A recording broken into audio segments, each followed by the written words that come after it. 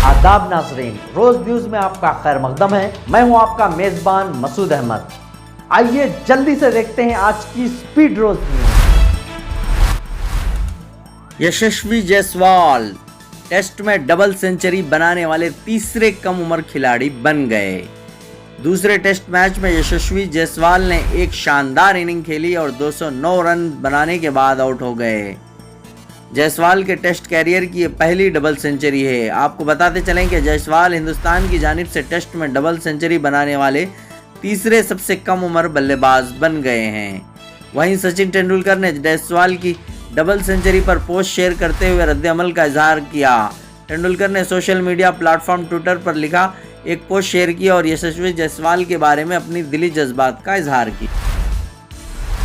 Revanth Reddy U turn chief minister, Kavitha का बयान। BRS MLC के कविता ने चीफ मिनिस्टर रेवंत रेड्डी पर तनकीद करते हुए इन्हें यू टर्न चीफ मिनिस्टर करार दिया और कहा कि चीफ मिनिस्टर ने अवाम से मुलाकात करते हुए मसाइल हल करने का तयक़ुन दिया था, मगर गुज़िश्ता 2 महीनों में इन्होंने एक बार भी अवाम से मुलाकात नहीं की। कविता ने कहा चीफ मिनिस्टर ने लोगों से मिलने के लिए प्रजा दरबार मुनक़्क़िद करने का वादा किया था, मगर इन्होंने इस वादे को फरामोश कर दिया, जिसके लिए इन्हें अवाम से माफ़ी मांगनी चाहिए।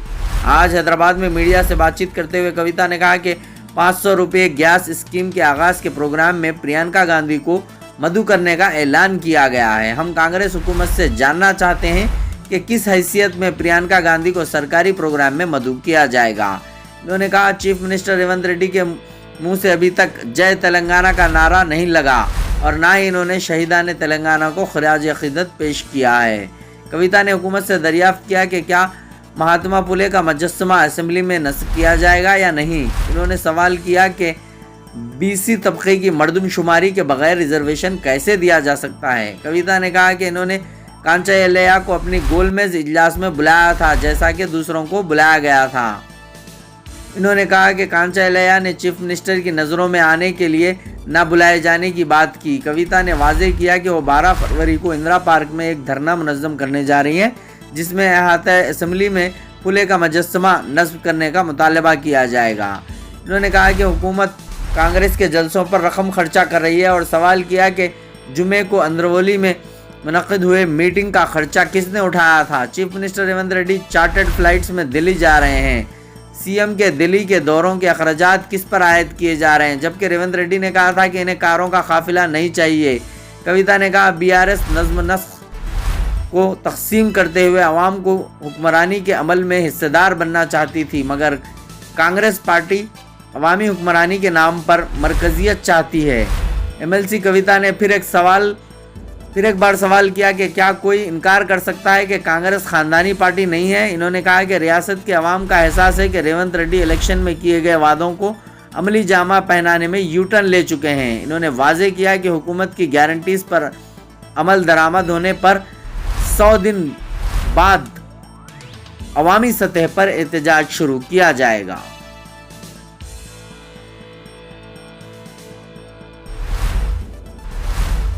मोहम्मद अली शब्बीर ने हुकूमत के मुशीर की हैसियत से ओहदे का जायजा ले लिया।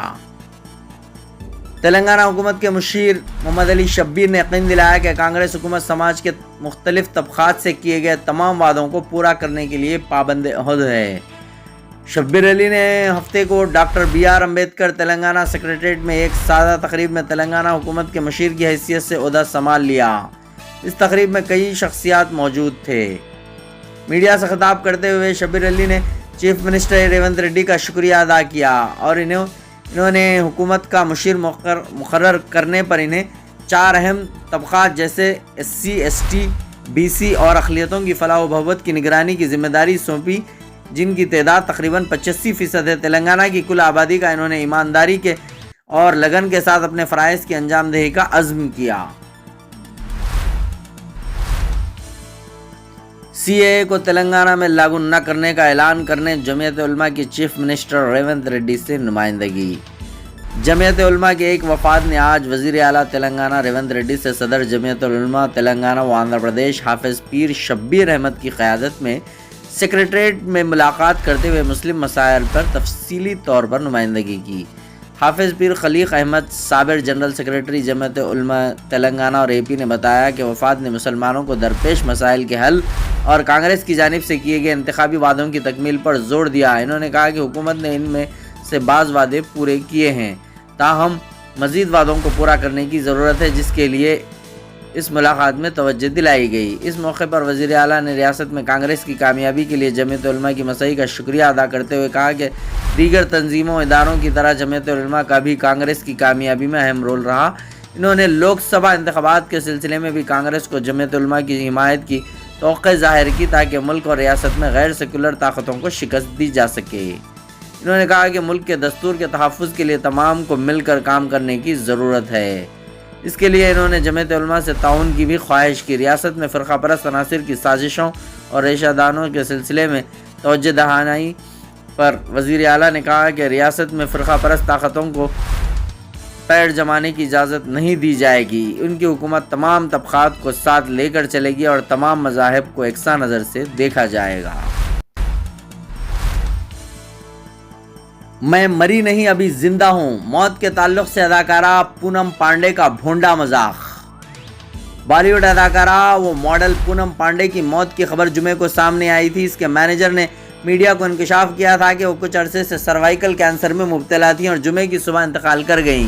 تاہم سوشل میڈیا پر ایک مہم چل رہی ہے کہ وہ زندہ ہیں اور ان کی موت کے تعلق سے اداکارہ کی ٹیم نے جھوٹ بولا ہے۔ وہیں اداکارہ کے انسٹاگرام سے ایک چونکا دینے والا پیغام سامنے آیا ہے۔ پونم نے ایک ویڈیو شیئر کرتے ہوئے لکھا کہ میں مری نہیں، میں ابھی زندہ ہوں۔ اس ویڈیو میں اس نے بتایا کہ ایسا کیوں کرنا پڑا۔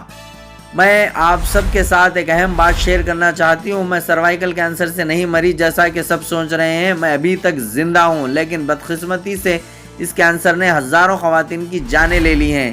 کہا جاتا ہے کہ اس بیماری سے نمٹنے کے بارے میں علم نہ ہونے کی وجہ سے بہت سی خواتین سروائیکل کینسر کی وجہ سے جان کی بازی ہار رہی ہیں۔ مجھے یہ بتانا ہے کہ دوسرے کینسروں کے برعکس سروائیکل کینسر کو روکا جا سکتا ہے۔